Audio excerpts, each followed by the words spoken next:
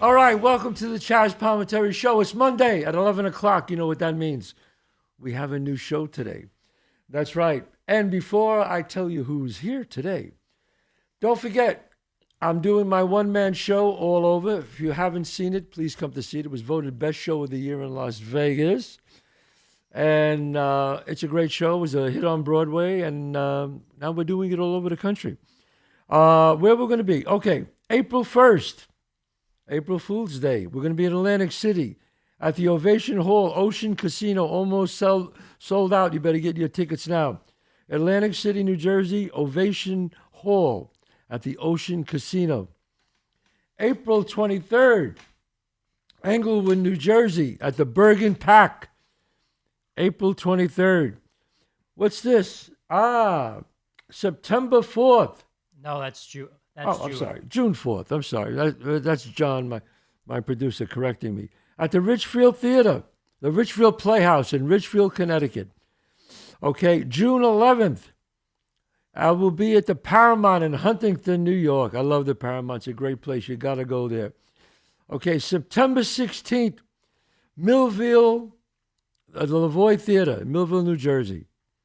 Okay, what's this? September 22nd, Cincinnati, Ohio, at the Taft Theater.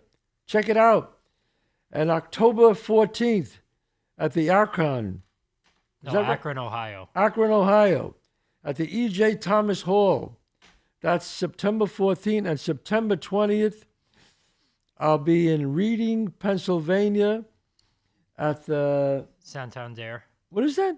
Santander. It's a Santa Performing Arts Center. Yep. What is this? September 21st. I'm going to be at the Glenside, PA at the Keswick Theater. And November 5th, Des Plaines, Illinois, Des Plaines Theater. Wow. I'm all over the place, folks.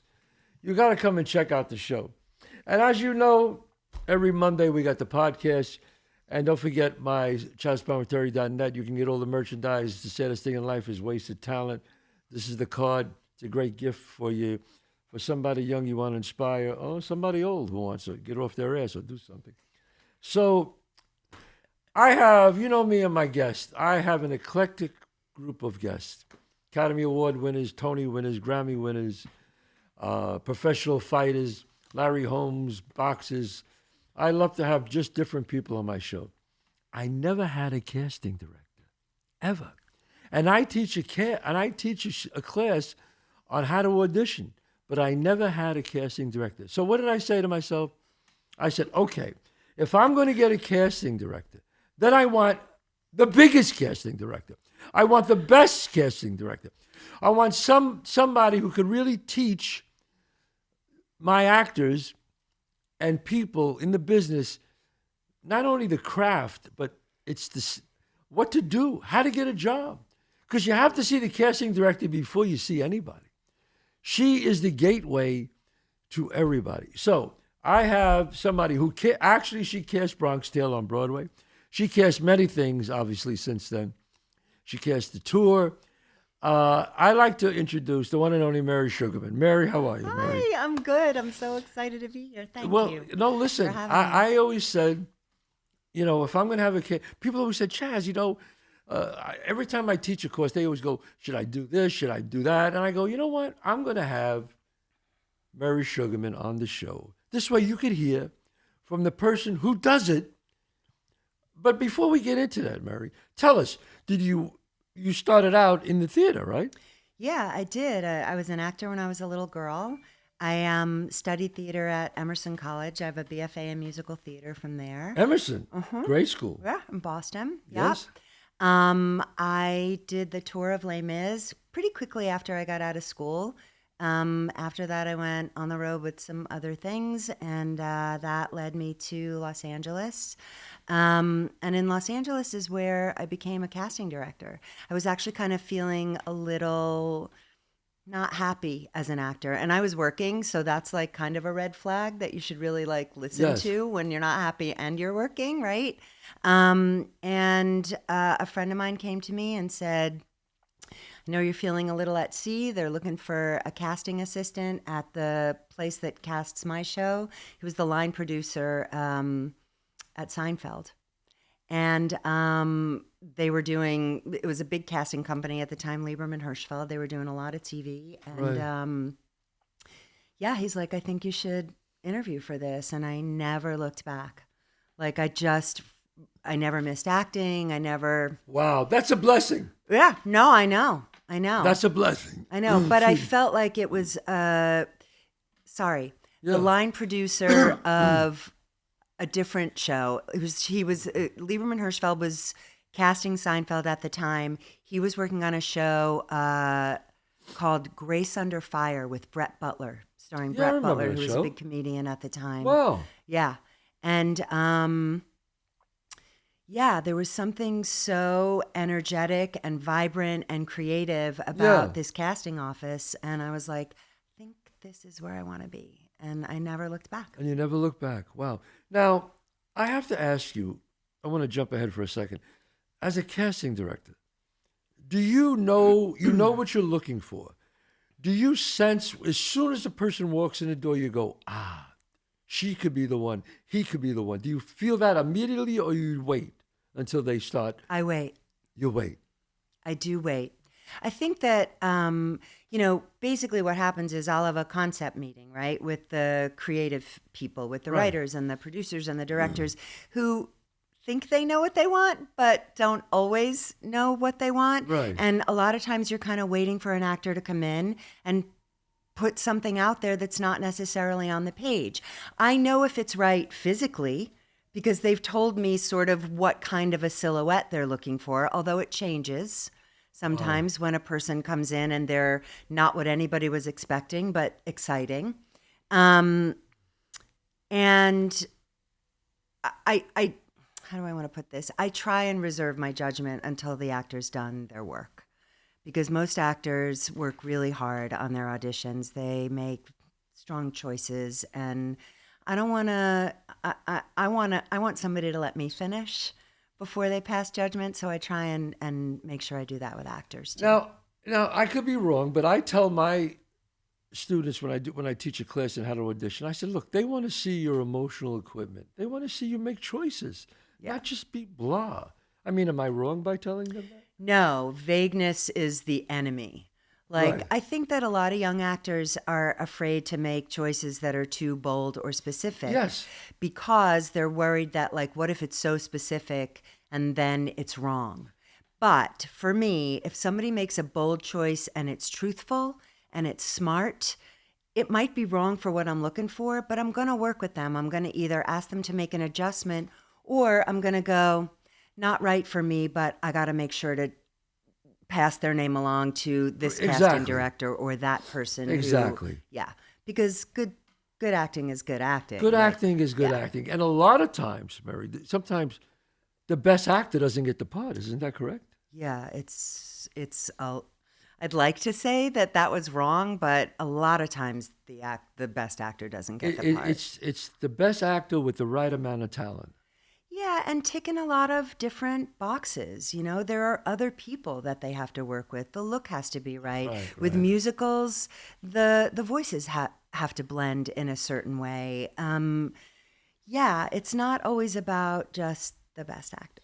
Yes, what's amazing, and I obviously it was my first musical when we did Bronx Tale, and I've been as a director I cast plays and worked with people, but I've never been involved in casting a musical. It is amazing how many people, to find somebody who could sing really well and act really well. I figured, no, there's a lot of people who could sing and act. No, you get somebody who sings great, and then all of a sudden the acting, you go, Yeah. And then somebody who acts great, and the singing is, Yeah. I mean, that's... Got to kiss a lot of frogs. I mean, here's the thing. It's not something that you can teach in the room. You can certainly help a person to get better, but they're very specific talents. And when it meets and they become amazing storytellers through the acting and the singing, through the words then it's magic, right? What about when you want them to sing and dance and act? That's a nightmare. Like that's got to be a that's nightmare. really hard. That's really hard. Yeah, I remember, Sergio, who was brilliant, obviously, a Tony Yeah. winner, Sergio, who was a choreographer of our show, he said to find somebody who could sing great, dance great, and act great, forget it. Oh yeah. There's not many Gregory Hineses running around. No, You know what I mean? and there's a lot of compromising that's done, right? But you can't compromise the storytelling, and you can't compromise the soul and the heart of what makes the show worthy of producing, right? So you Wow. just keep looking. Now, do you feel, do you feel when someone comes in and they really I just want to make sure they make bold choices, but they're not right for the role, you would still recommend them to somebody else if they were great? Oh my God, are you kidding? You would do that? Yeah, I want to be the person that I don't want to keep showing the same people. I want to wanna- meet yes. people who are great and make discoveries. Right. And, I work in an office where, we have 9 Broadway shows right now. We do a lot of regional theater. We do some film and television. So, of course, I'm going to go back and say, hey, I saw this girl today for A Bronx Tale. She's not really right for me. Peter, you should look at her for 6. Felicia, you should look at him for Aladdin. Of course, we can't populate all of our shows without spreading the word. So you recommend actors should audition for everything? I recommend you being able to show well. That's a very good point. Listen, if you're interested in It's a good point. auditioning for the National Tour of Company, or Ain't Too Proud, which is what I'm working on right now, and you want to figure out a way to get in front of us, maybe you don't have an agent, maybe you're going to come in for Phantom of the Opera. It's not necessarily your milieu, but you do the best you can with your legit vocals, and then maybe you stick a post-it on your resume and you say, hey, thanks for seeing me today. I'd really love to be considered for company. You kind of got to be in it to win it. If you don't show up, if you don't advocate for yourself, Absolutely. then it's not going to happen. I always say that. I mean, look, obviously we're going to talk about your book. It's okay. Your book. But yes, please. Your book. Now, I am, in fact, you'll see it up here somewhere. I studied with Michael Sherliff in the 70s. The Bible. The Bible. Yeah. How to Audition, Michael Sherliff, the book. I read your book, and I was astounded by it. I mean, I think your book is like Michael Sherliff, what he was to the 70s, you are to now. From your mouth to God's ears. I hope you're right. No, I mean, I think every actor or even a director or a writer or producer should get your book, because Michael Sherliff talks about the craft a lot, and you do too, but you mostly talk about the business, the craft of the business. And I think that was so incredible. And I learned, look, I've been in the business 40 years, and when I was reading that, I said, wow, I never thought about that, And what you just said, audition for everything, but make sure you show yourself well. Yeah. If it's something that's really, like, I don't want my time wasted. Do you know what I mean? Right. And I don't want your time wasted. Right. And there's no point in coming in and being a fish out of water, Right. because we're not just talking about creating a character or making a choice that maybe is a little off the beaten path. We are Right. talking about coming in and singing, right? So Yeah, you got to sing. yeah, you do. I mean, isn't it astounding how many people you meet? You say, well, could you sing? Absolutely, I could sing. And then they come in, they can't sing. Yeah. I was on, and again, a quick story. I was doing a movie with a bunch of actors, and I won't tell you who they were because they were all famous, and the 4 of us were together. I know it sounds mean, and I know I'm going to hate myself for saying this, but I said to them one day, we were all laughing, the 4 of us, and they were all famous guys, and I said, an actor will never say the word no. Never. And they said, what do you mean, Chazz? I said, watch. There was a group of extras over there, and I called one guy over. I said, hey, come here for a second. I hate myself for doing this, but I have to tell you. And I said to him, I said, listen, we're all doing a movie. And the guy was like looking at us, the 4 of us. And he said, Of course. He goes, yeah. I go, we think you might be right for this other movie we're doing. He goes, you think I might be right? I go, yeah. I said, but do you know how to ride a horse? He goes, I've ridden before. I've been on horses. I said, okay, great. It also calls for a motorcycle. Could you ride a motorcycle? I have. I could do it. And I said, the last thing is I said, you got to jump out of a plane. You think you could take a 3-day course on jumping out of a plane? He goes, you know what? It's funny you said that. I've always wanted to do that. Of course I could do that. I said, thank you very much. And he went back and I went, I rest my case. He never said the word. So mean. It was mean. I was very young at the time. I was 30 years ago. I was just starting out. It was mean. But You're I allowed to play a little. had to play a little bit, had to prove a point. Yeah. Anyway, what do you feel? Like some actors, and they always ask me this. They said, when I walk into a room when I meet a casting director, some of them want to be your friend right away. Hey, we have a friend in common. Yeah. Hey, I love that picture you have there. Or do you like somebody who's all business and just says hi and does their job? Do you mind if they want to be your friend too fast? I want to get to the work. I'm going to create as warm a room as possible, I promise, so that you can do your best work. Right. But I got a job to do. And too much kibitzing for me feels like an excuse for not getting to the work fast enough. Like something's going on there where they're not quite ready yet, or they're trying to stay in the room a little bit longer. Or now listen, if you are going to come in and say, hey, we have a mutual friend and so, he said to say hello. I was an actor, so I get that. But I think that there's an upside to getting in and getting out. Getting in, getting out. I believe, and I always tell my actors, never walk in and say we have a mutual friend, because she or he might hate that friend. Right? Yeah, right. that's and I true did that. too. I said that to somebody once, and they went, oh, yeah, I know. And I went, oh, big mistake that was. But I will say, like, you got to be pretty drunk with your own power to let something like that stand in the way of you being able to see what an actor brings to the table. Clearly, I'm not going to cut my own nose off to spite my face just because somebody like said something that got my back up about something. I got a job to do. You got a job to do. Do you feel like, does the personality of the person matter to you? Like maybe a person rubs you the wrong way, but they're really good in the role. How do you feel about that? It depends. I mean, listen, we all know that the audition process is flawed. It has to be, it's kind of flawed because we're human beings, right? Everybody's seeing things through different eyes. I might feel differently tomorrow about you doing the exact same thing as you do today. Right. But I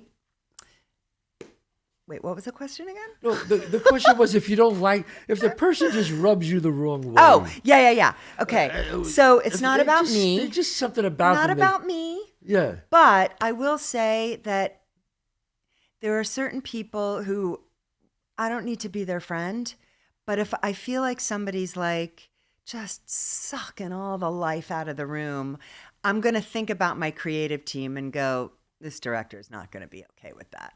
You know, now it's not necessarily my job to make that decision. So if I think somebody's really right for the role, I'm going to bring them back and let them make that decision. But when somebody says to me, what do you think? I'm going to say what I think. You're going to say what you think. I am. Yeah. Because I don't want you as the director to call me 2 days into rehearsal and be like, hey, what the fuck were we? Oh, shoot. You can curse. What were we thinking? Yeah. Like this person is not ready. And some people are great auditioners and then not so much in rehearsal. Some people are terrible auditioners, but somehow they get into something and you're like, oh my God, they're so brilliant. Right? Yes. Most people can't audition. They just get nervous. Yeah. It is. I'm very much an empath when it comes to actors because even though I haven't done it, I was. Yes. But the one thing that I remember like it was yesterday is what it feels like and how vulnerable you are when you walk into that room and you find access to like this huge emotional life that is personal. It's personal and it's really hard to put it out there, but until somebody finds a better way, right? This is the way we have to do it. Wow. what could an actor do? He's home. He's waiting for the phone to ring. Yeah. Okay, this is even better. You went to Emerson. My daughter obviously goes to University of Michigan, and she's in chorus line right now. I know. And when you graduate, okay, you graduated University of Michigan, you graduated Emerson, you graduated Carnegie Mellon. You got to go either New York or L.A., wouldn't you say? If that's what's right for you in this moment, yeah, there's a lot of great work being done in Atlanta. There's a lot of great work being done in Minneapolis. It kind of depends on what you envision for yourself. A lot of people can't afford to go right to New York or to LA or, That's a very good point. I would say that the most important thing is to kind of stay on your own path and set yourself up so that you can actually thrive. Maybe it's going to happen for you a year later. You get to go to New York or LA with $30,000 in the bank that you didn't have before. Or, there's a lot of different reasons why people make that decision. But I will say, yes, the centers of film and television and theater are New York and LA. But do you have to feel, Merri, that I'm a theater actor, I'm a film actor, or just audition for everything? Yeah, that line is not a thing anymore. It's not. Good acting is good acting, and there are a lot of theater people who cross over to film and television, and a lot of, film and TV people who come to do theater or do it regionally, who do little shows downtown, yeah. Here's a point. I knew some actors who had leads, a lead in a Broadway show, like one of the leads. And then they ask me, and then they get offered to do like a tour of a road company, and they say, no, I did Broadway, I want to just... What do you say to them? Do you think that's a wise thing to do or just work? Well, how do you feel about that? They feel it's a step down. Yeah. Do you look at that in any way and hold something against them? I don't hold it against them. I think you got to do you. I really do. I think a lot of it depends on how old you are, what your responsibilities are at home. But I hear what you're saying. And it's not that it's a step down. It's that if you have momentum, going out on the road is kind of isolating. Right? Yeah. That's the bigger issue. You're not in front of people's faces anymore. You're not, although that's changed a lot. That's a good point. Well, with YouTube and all this other stuff. Yeah. Wow. Yeah. I mean, when I was... Wait a minute. Let me just shut that. Okay, sorry. I mean, when Shut I that. was on the road, there were no cell phones. My agent was not thinking about me. I had a contract to fulfill. And when I got back, I started all over again.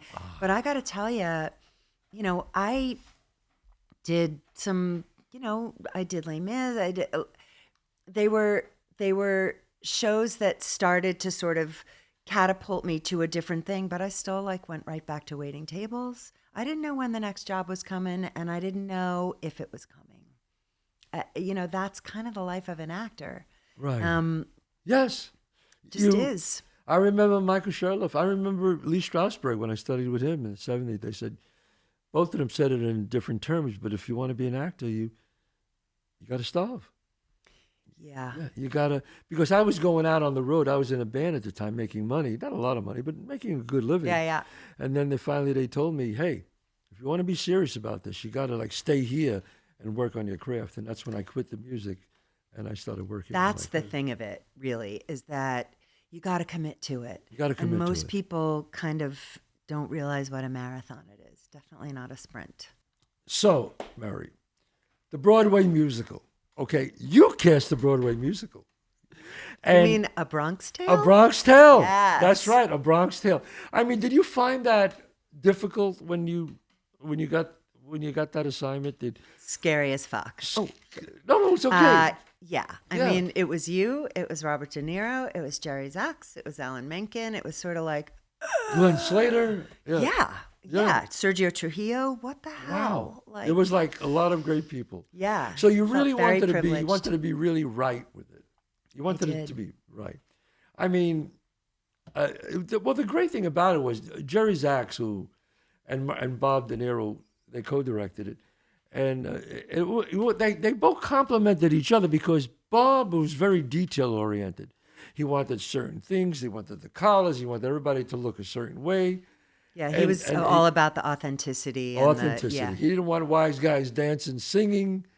And Yeah. and Sergio, I don't know how he did it. I don't know how Sergio did this, but he made these wise guys dance, but look like that's the dance they do. yeah, yeah. It was phenomenal. It's I don't know how he did that. yeah. I mean, he's amazing, but Right. it's like in a musical, you want it to be, you want the dancing and the singing to be just an extension of the Right. words of the Right. acting. And the amazing thing about Jerry's acts is Jerry. I've done things. Obviously, Jerry directed the one man show on Broadway in 208, Yep. and Jerry knows funny. Oh yeah, Jerry knows funny. He Yeah. really does. yeah, and he gets on with it. he Do you gets know what I mean? It's like, and he this loves it. is- He stands there. He laughs. And I know, But I he know. knows funny, and I would one thing about him, man. He just knows funny. He'll say, hold that a little longer. Don't speak so much. Don't speak fast right away. If you hold that, the laughs will come, and you hold it, and wow, he's right. The laughs do come. Yeah, that's just as legit as, finding your motivation and Yes. and all of that. And Jerry's the one who said to me, if they're laughing, don't talk. If they're laughing, don't talk. Yeah. And Hold. hold, Hold. Yeah. don't Yeah, talk. There's a lot of merit in that. Yeah, there really is. And I mean, and Tommy Mottola producing. I mean, come on. And I have to say, I've always said this, and I'll say it again and again. Bob De Niro, wasn't for him, A Bronx Tale, the movie, saw me do it, gave me my shot, and I love Bob, and I thank him every day for that. Yeah. That 34 years ago saw me and believed in me and made the movie happen. And I've said this again and again. When the time came to do the musical, Tommy Mottola is the one who said, we're going to make this happen. He went to Michael David, he went to Lauren Mitchell, and he said, we're going to make this happen. Tommy put his own money in, Yeah. and the first money is always the hardest. No doubt. Tommy put his own money in, and Tommy took it on his shoulders and made that musical happen. So, for me, I mean, it's the you know what, Merri, I never told you this. It's the only time in history that the one man show, the movie, and the musical was written by the same guy, and the guy starred in all three. Is that true? That's true. That's true. And you did star in it, didn't you? I did. Well, Nick Cordero, who was Wow. Nick Cordero he opened it because I really didn't want to play. In the very beginning, I might have wanted to. We talked about it. I wanted to, but then I started to look at it, and I went, you know what? And it was really Sergio. I remember saying to me, Chazz, and he said, you might want to look and think about that. And I remember Sergio saying that, and Jerry saying that, and then I put my ego aside, and I went, hey, look, Chazz, you're starring in movies. What do you? And I said, you know what? It needs to have a younger man and someone who could really, really sing. I sing, but Nick Cordero can really, really sing. Can you remember when Nick came in? And Nick We came were all in, just kind of like, and there he is. that's Sonny. That's Sonny. That's Sonny. I remember Tommy said, you got to go see this guy, and I went to go see him in Bullets. Yeah, he was starring in. We had Starring in cast Bullets that when he as got well. nominated for a Tony. Yep. And Bullets Over Broadway. Bullets Over Broadway, which again I got nominated I know. for an Oscar on Yeah. in the movie. So he's playing my part again, and he said, Chazz, I just did a gangster. I don't know if I want to do it. I said, he goes, what about Lorenzo? I said, listen to me carefully now. I didn't even know him, but you know how forceful I could be. I said, you have to play Sonny. Sonny's the role for you. It's not like an automatic, trust me on this, which I thought he should have been nominated for another Tony. Thank you very much. I No said, doubt. I said, Sonny's the role, and then he played it, and obviously he was so brilliant in it. But, I thought Alan Menken and Glenn should have been, I thought the score was amazing. Yeah. And, but I guess sometimes, people look at things like that, and they put it to the side, Well, the audience didn't put it to the side. Listen, we ran for 2 years. That's what I'm saying. We Like, ran- and we that's beat a lot of big shows feat on that- Broadway. That's right. And the one-man show was still going strong after 34 years. The road company is still going strong. So, you know what? Yeah. Bronx Tale is, and And I remember, like you said, when Nick came in, I went, that's There he Sonny. is. That's Sonny. And what about when Richard Blake came in for Lorenzo? Easy. Easy. Done. He walked in. You said, no. I remember you telling me, no. I know him from Jersey Boys. You're That's gonna, right. You said that to me. You said, you're going to. And he walked in, and I remember I was sitting there, and Richard sang the song. By the way, not a not intimidating room. Like, No. Oh, God, I know. Yeah, me and Robert De Niro and Jerry Zaks and Sergio. I would literally go outside and be like, this is who's in there. So wrap your head around that. Take a deep breath. Like, that was scary. Oh, you actually told him that? I did. You think I'm going to let actors walk into a room? And yeah, of course I told them. Wow. Yeah, that was, and what do you call it? Lucia? Lucia was so Yes, brilliant yes. as Rosina. Yep. And I mean, everybody was, and of course Bobby Conte, who ended up getting Cologio, and that little kid, which I knew he was going to have a great career. Yeah. Hudson. Hudson. Hudson what's the- Lovero. Hudson. Lovero, yep. My God. Yeah, he's working How all the great time. was that kid? Yeah. I mean, you know what guy he works all, but what got me about him was he was so smart. I would talk to him, and he would talk to me about world events. He would say, "Yeah, well, if China's doing this," I'm like, "What's going on here with this kid?" But he was also like a true baseball fan, and he was baseball also fan, like, and wanted that's to right. thought about being a baseball player, a real baseball fan. Well, what's interesting is you want to tell your story about his audition. Yeah. Well, okay. Well, Maybe it'll make it in, maybe it won't. Maybe it'll make it in. I have a reputation as an acting teacher. Now, let's take this the right way. I have been known to smack actors. I always ask for permission first. They can't get to a certain part or point in emotionally. So I said, if I do something to you, would you be okay with it? And I said, are you sure it's okay? And they go, yeah. All right, and I say the lines, bam, and I'll smack them. Okay, this kid was 8. I didn't smack him hard. Do you remember why you were reading with him, though, Well, in the first place? Well, because Bob wanted to see it, right? We wanted to see it because we had already cast Nick. Right. And we were worried that he was going to seem too little in front with Nick, that it was going to seem too much or abusive in some way. Or And you said, I'll get up and read with him. I'm as tall as Nick. Yes. Because Nick wasn't in the room at the time. That's correct. So we were like, oh, we'll be able to sort of see. That's what happened. That's what happened. And then I remember he couldn't get to that emotional part. The working man's a sucker. And I said, is it okay if I just do something again? And he looked at me and said, sure, okay, Mr. Palminteri. I said, all right. But and then he started Slapped him across the face. I slapped him. But it was light. It was light. A little tap. It was a tap. And I remember the producers, Lauren. Oh, yeah. Yeah. And Michael David went, Jesus Christ, Chazz. Had to go out and tell the parents. But Hudson Hudson was reacted in the moment. Right. Right? He didn't have a problem with it at all. At all. Oh, what a trooper he was. I mean, but look, I believe you got to get that actor to the point, make him see if he could do it. I mean, in the movie, I was slapping everybody, get him to the point. But I mean, you're right. I didn't realize that you went out in the lobby and you told the people they were about to see. Yeah. I mean, most people knew because we told the agents. So most people knew anyway. Right. But like that was an experience that I had because if you recall, we also did the final callbacks at a theater. That's on right. the stage instead of like in a room. We did a couple at the Dodgers studio, but we did a big one where we had our final callbacks at where was that theater? On Theater Row? Yeah. It was on Theater Row. Yeah. I remember.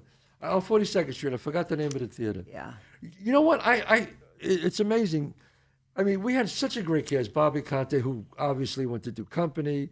And where is he doing? What is he going to be doing now? He's doing something else. He's actually going to go play Cousin Kevin in the Who's Tommy at the Goodman.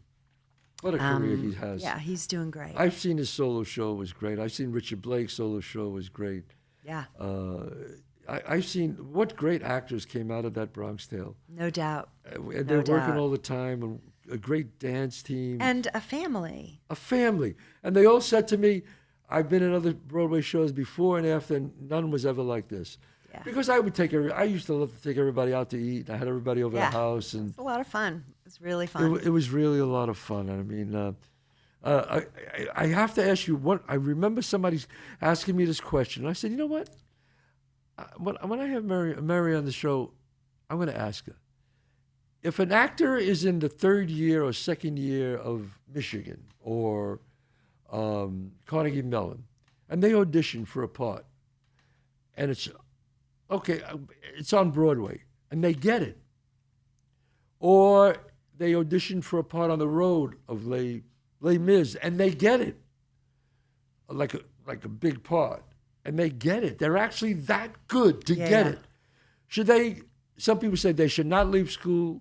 Other people say, you got the opportunity to go, you go now. How do you feel about that? Go. Do the job. Do the job. Absolutely. Do the job. You got more to learn, you can go back to school. Right. Maybe you don't have the actual degree from your 4-year college, but, Right. I'm not knocking schools. I think No. it's really important to study. But if an opportunity like that arises, I think you got to go. You got to go because great actors sometimes never get to Broadway. Yeah. And you know what? Here's how I look at it. Somebody asked me that question once, and I said, look, here's the deal. Would you take it 2 years from now after you graduate? Yes. Well, then take it now. Yeah. Yeah. No, I agree with that. I have to ask, because you cast Bronx Tale, so I have to ask you. Now, that was unusual because Bob, I mean, obviously it was Bob's idea. Yeah. Bob didn't want any actors. In fact, if there were an actor that was known, Bob didn't You want need him. to tell your people what Bob you're talking about. Oh, or- I'm sorry, Robert De Niro, and he said to you. But how did you feel about that when he first told you guys that? I mean, how I felt about it was, sweet Mary, Mother of God, let some voice come out when I'm actually talking to him.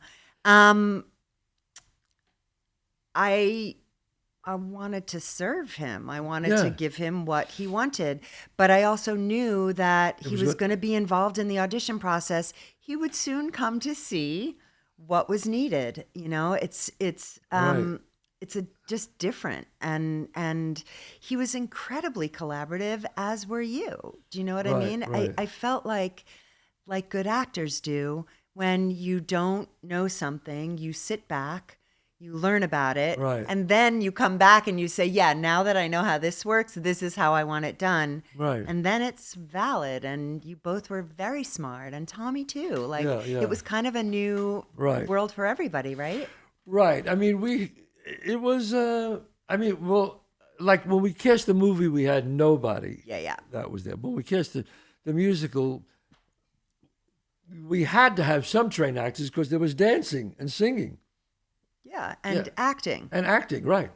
I mean, Jerry Sachs told me once, Jerry, who obviously co-directed the musical with Bob, I said to Jerry once, I go, Jerry, if it's between an actor being a great singer or a great actor, who would you take? He said, I would take the great actor. No doubt. You feel No that doubt. way too? Absolutely. Like if a person is a better actor than singer, you go with the acting. You do, because you know that you have a music director who's going to make them look good. There's Right. got to be something there to work with. I'm sorry. It all due respect, that the score of A Bronx Tale is one of my favorite scores ever. But there are things that you can do with that music to help a person along to tell the story in a fantastic way. Right. Not as easy to do with Les Miserables or Phantom or Right. a show that has no book scenes and is fully sung through, Yes. right? Yeah. Then it's a different ask. So when you cast something like Les Mis, I mean, you better bring the Yeah. shit to the table. Otherwise, Yeah, no doubt. there's no. No doubt. And for me, Les Mis is so personal because I was in it. So it's a big full circle for me Yeah. to cast it, and I have, I feel very protective over it. Right. And I know I want to digress for a second because I know I jumped away from. So you recommend actors who graduated school to find their own path, and I'm glad you said that. Maybe they can't afford to live in New York right away. Maybe they can't afford to.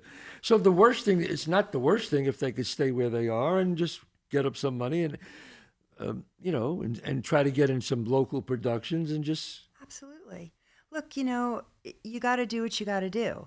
If it's your dream, then it'll be there tomorrow or next week or next Right. year. It will be, but you got to set yourself up to succeed. And I think a lot of kids graduate school and go to LA and go to New York long before they're ready.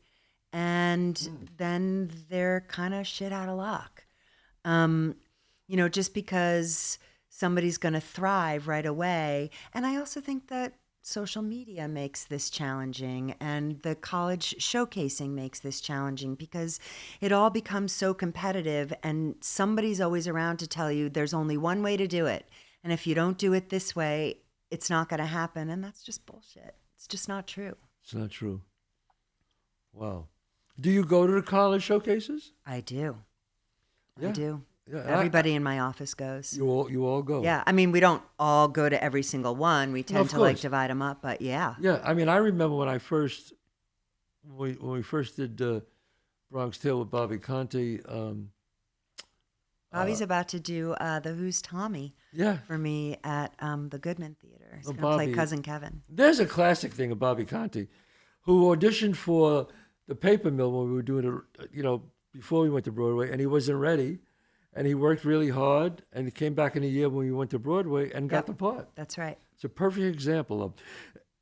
What do you say to actors that tell me, Chazz, I've been on 40 auditions, I haven't gotten anything yet? I mean, how does that, does that happen sometimes? You can go on 20, 30 auditions and not happen? Yeah. I mean, listen, I'm not going to lie. I think if you've been on 20, 30 auditions and you're not booking and you're not getting any callbacks, you got to maybe take a look at what you're doing. You're kind of the common denominator there. So maybe you could be doing something better or differently. Maybe you're or, not doing good auditions or something. Yeah.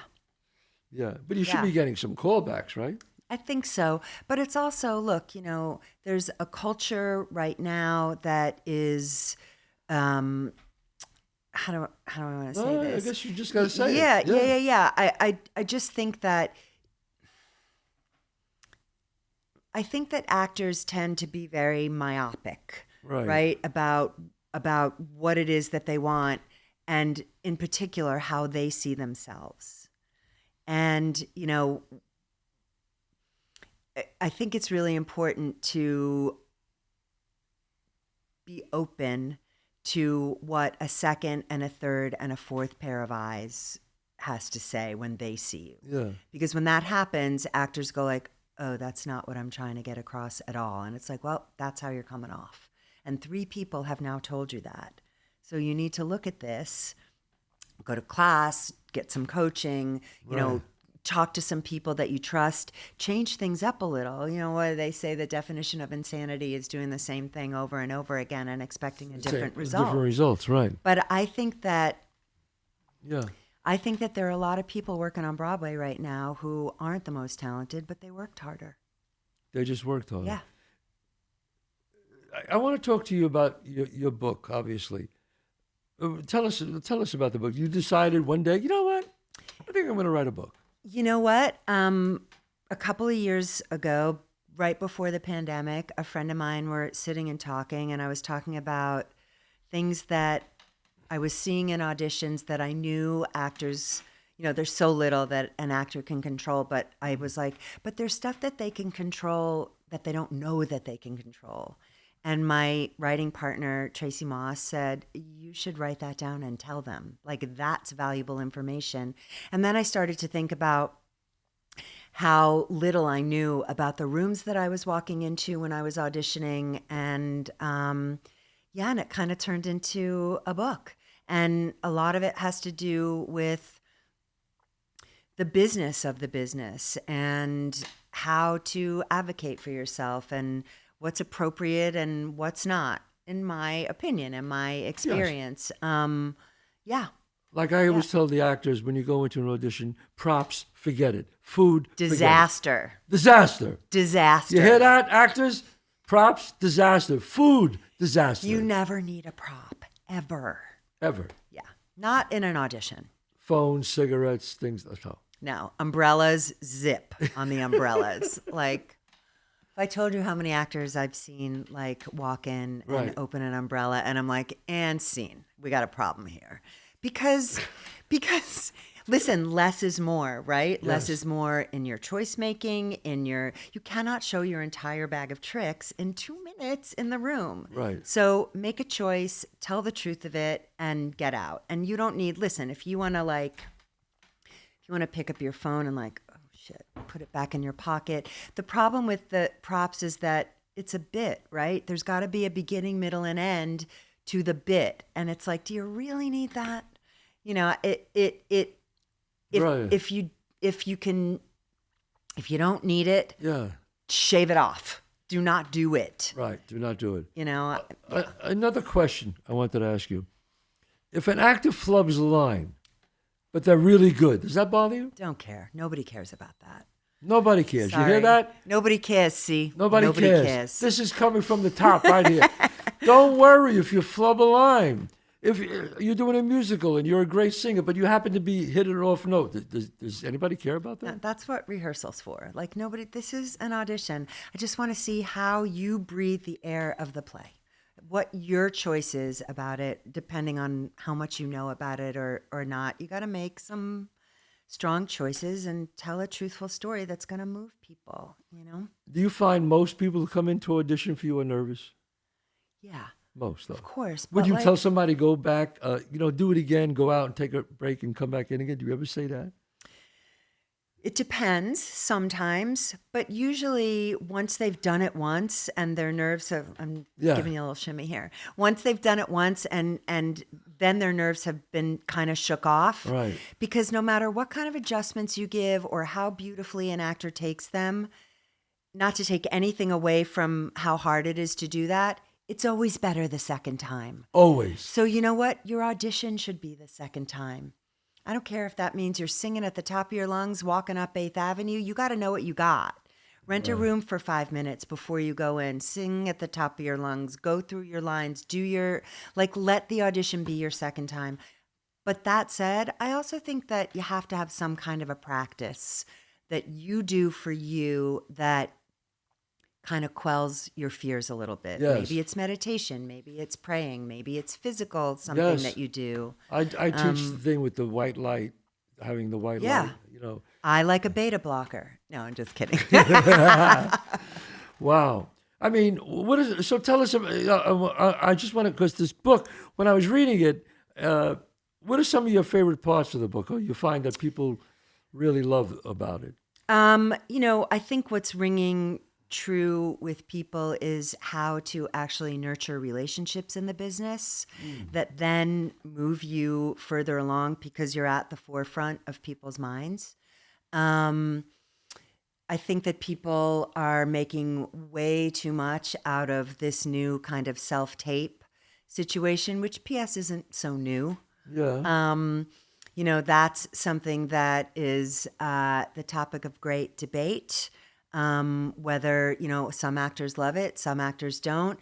I sort of demystify the hierarchy of casting, who does what at networks and studios, how it differs between theater, film, and television, what everybody's actual jobs are, the kind of research. Don't you think you're going to come into a room with more confidence if you have even a little bit of knowledge about the work and the backgrounds of the people who are behind the table? Getting a leg up, knowledge is power, right? Getting a leg up on any bit of information that can help you. But again, it's hard to do that kind of work. We all have day jobs. We're all busy. We're all tired. It's about how much you want to put into it. I had a situation, and I'll make this really short. No, we're But good. I had a situation. I was at a school once, and I did a master class there at a college, and a young man came up to me and said, a young man, I'm my grandmother's now, Yeah. and said, my dream is to be in Jersey Boys. And I said, okay, I'm glad you told me that. He just graduated college. He was about to graduate. Wow. He said, I'm coming to New York. This was in Boston. He said, I'm coming to New York, and my dream is to be in Jersey Boys. And Jersey Boys was kind of at the height. We were probably like 6 years in on Broadway. Jersey Boys was on Broadway for 10 years. There were 2 tours out. We had just cast Australia and Africa and New Zealand. Like, it was like at the height. Right. And I went home and I thought, I'm going to send this guy the Nick material. Now, was he good? You heard? He was good, but he was super green. Green. And not necessarily ready yet. And a year and a half, I sent him the material. And a year and a half later, I called him in. And he came in and he didn't know his material. And I was like, dude, I don't know even how to direct you because you don't know your material. And I was like, how is this even possible? You told me this was your dream. He said, yeah, I work in a bar. I was up until 4 a.m. I was like, you're 20. You'll sleep when you're dead. You get home, you take a shower, you put on a pot of coffee, and you do your work. But more significantly, if somebody said to me, here's the material for Jersey Boys, you never know when I might call you in, I'd be looking at that shit once a week. Like, and So he didn't get it. No, he didn't get it. That is amazing. And I'm really glad you told that story. Because I always tell people, you got to do the work before the opportunity comes. Well, but he had the opportunity. That's what I'm saying. He didn't do the work. That's right. What is luck? Luck is when perspiration meets inspiration. I No always doubt. say it. No doubt. I mean, he didn't do it. So he has, that's just. And you know what? I really thought to myself, like, can I really afford to turn somebody away who's super talented? This is a hard show to cast. I bet I could get him there. But what concerned me was the work ethic. Yes. Because once you get into the show, Oh. you still got a lot of work to do, and you still need to be a good company member and somebody who, do you know what I mean? Right. Like, so it wasn't me judging the personality, or I don't not like that guy, all of it. You know what I mean? I like that guy, but like, Did he ever is he ever anywhere? Did he ever do anything? not that I know of. Well, okay. I rest That my I know case. of, Okay. Yeah. So, yeah. So tell us obviously the name of your book. So the name of the book is From Craft to Career. To Career. A Casting Director's Guide for the Actor. From craft to career. A Casting Director's Guide Wow. for the Actor. I mean, I went through it. I just thought it was terrific. And we can Thank get it you. on Amazon. Yeah, you can get it on Amazon. You can get it at bloomsbury.com. Bloomsbury is our publisher. And I will be able to say soon where it'll be stocked, like in brick and mortar stores. Oh, great. As well. And yeah. what are you doing right now? You're casting company? Yeah, so I'm working us. on the national tour of Company, and I am doing some replacements in the national tour of Ain't Too Proud, the musical. And I'm about to open the Who's Tommy at the Goodman in Chicago. And on Broadway, we have Dancin' that's just about to open, Bad Cinderella that's just about to open, Phantom, which is just about to close, which makes me really sad. Wow. But I had a good run, 34 years, had a good run. Wow. And yeah, what else do we have? We have Aladdin and Back to the Future will open soon. We have 6. You are busy. And I'm trying, just like, got to keep the roof over my head. So do you, these are, I just started to remember things before we Tell me. end this. Actors always tell me, in my opinion, Chazz, I want to send a casting director an email. When do you know when you're a pain in the ass? I go, I don't know. Could they send you an email? Hey, it was great auditioning for you, and do it once. When do they know they're overdoing it? I think different casting directors, unfortunately, like and respond to different ways. Right. I will say that what's hardest is to continue doing it. Everybody's like really gung ho, like the first year. For me, it's every couple of months because you know what happens is that it's like, oh yeah, garbage, or hit the delete button.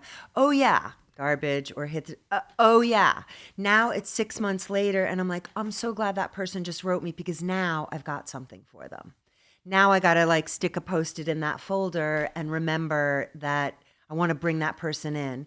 But like, I need help, right? Like I'm only one person. So if you're staying at the forefront of my brain, that's kind of like what you're supposed to be doing. If you're not working as an actor, then Your job is to audition. Your job is to interview. Your job is to stay in touch with the people who can help employ you. I mean, knocking on your door, coming to your office, that might be too much. Nah, not a good idea. Not a good idea. Not a good idea. You know, I've heard actors walk into a casting. No, I want to be seen. Or no, too much. Yeah. Because we're busy. You know what I mean? Right. And there's so many actors, and it's not like, oh, I'm so fancy, I don't want you to like knock on my door. You cannot enter this realm. It's not about that. It's just about we have jobs to do, you know? And there are ways for you to do your job, Right. which aren't annoying. It's just you advocating for yourself, and we know that you need to do that, and you should do that. We have great respect for people who do this. Right. Could someone come to the office and give something to the assistant and say, would you give this to Merri? I know that's pushing it. That's pushing it. It is a little bit. Now, you where are you? You work for Tara? So I work with Tara Rubin Tara Casting. Rubin. Yep. I'm a senior casting director there. We have a small office now in the theater district. We gave up our office, our brick and mortar office, Right. during the pandemic. I think that will probably change within the next little bit. But you know, mostly we're in the studios anyway at auditions. You think it'll ever go back to actors coming in, or this is it? No, I think it's already gone back to actors coming in. Instead of the tapes? Oh yeah. Really? Yeah. Well, that's great news. Yeah, we're doing everything in person now. Sometimes, you know, we get to cast our nets very wide. I Right. don't have to stay in New York or LA because I get to watch self-tapes from somebody in, you know, Iowa. And that's a great thing. But nobody's really booking strictly from self-tape. I mean, film and television is a little bit different, but for theater, Right. I need to see you in the room. The last thing I have to ask you. I know I can see your wheel spinning, so I'm a 'cause little the afraid. last thing I have to ask you, is I always have these actors who say to me, they'll say after I'm teaching the class, they'll say, yeah, I had an audition. She said it was great. And I always say, they say that to everybody. Don't let that, I mean, what are you going to say? When someone does something, you go, great job. I mean, actors, they hang onto every word. Yeah. They go, no, she said to me, the casting director, I'll be seeing you again. So I got a feeling that I'm going to get a call back. I go, listen to me. You're setting yourself up to be disappointed, or keep the script. Oh my God, anything. But isn't it true they should just forget about it, walk out of the room, and concern yourself with the next audition? If you can. If you can. If you can, to listen, like it's hard. I It's hard, understand right. that. But yeah, it's like any job interview. You go in, you do your job to the best of your ability, and you leave and you go on And forget about it. your business. I'm not going to actually say to people and forget it. It's hard. You Yeah. you invest yourself, Right. you know. And if you have to call, it's bad news. It's bad news. If you have to call your agent and say, anything happened with that part, it's bad news. Well, I'm just going to say, like, no news is your answer, really. No news is you your know? answer. But Yeah. listen, you know this better than anyone from doing a Bronx Tale. You lay those pictures out on the table, right, at the end of the day. Yeah. And you move them around, and it's like, hold on a second. What about this person from 3 weeks ago who we didn't even bring to the finals? Right. Now, with this situation here, maybe they're more right for it. Yes. That's why I never give anybody feedback until opening night. Because what if I'm calling you, like, what if I say, no, not going to happen. We're just going to go a different way. But 3 weeks later, we're back to you. So if the agent calls and says, can I get some feedback, what do you say? I'll often give feedback and say, like, Right. honestly, nothing you could have done better or differently. We went this way for these reasons. Right, Or he wasn't prepared. Or Oh, you'll he say didn't. that. You'll say that. He wasn't prepared. I will. Yeah, I think that's great. I will. Because if somebody, I won't say it if I don't think somebody's talented. But I will say it if I think somebody's got real potential and did something in that room that they could actually fix. Wow. Merri, this has been really, you've answered so many questions I'm that so actors are going to love this. Now, in fact, you got the source, the book, The Craft, Yeah. The Craft to the Career. From craft to career. From Craft to Career by Merri Sugarman. Here she is. This is it. This is the Bible. Michael Sherliff was the Bible in the 70s. This is the Bible now. You're awesome. No, it's true. It's really great. You can get it on Amazon. Yeah. And Amazon or at Bloomsbury. Yep. Bloomsbury. Right So now. any actor, writer, director, producer, if you want to learn a little bit more about it, you don't have to call me or email me. You could tell her. Yeah, you can get all the casting secrets. Yes, you can get all the casting secrets. This has been a great show. Merri, I want to thank you so much. I loved it. Don't forget, you want to see my show, ChazzPalminteri.net. And I think my next show, yes, I'll be at the Atlantic City, April 1st, at the Ocean Casino. That's the big one there. I saw you in Atlantic City. You saw me in Atlantic City. I sure did. You saw the one-man show. I That's right. did. Wouldn't That's have right. missed it. You wouldn't have missed it. My God, I'm still doing it 34 years later. I would have given you a total callback from that. You would have called me back from I that. would have. You know Yeah. who said something about I saw something in you. you? Thank you. I did. Peter Guber said the most wonderful thing to me. When he saw the show, he said, Chazz, that is the greatest audition and the greatest pitch for a movie I ever saw. Right? That's what he said. Yeah. He was right. No was props used either. What's that? No props. No props. Yeah. No props. No, look, from I love the book. I think it's great. I think actors are going to love it. I think people are going to love it. And I wish you much success. I'm so grateful that you had me. Thank God you. bless. Yeah. All right, next week, 11 o'clock, Monday.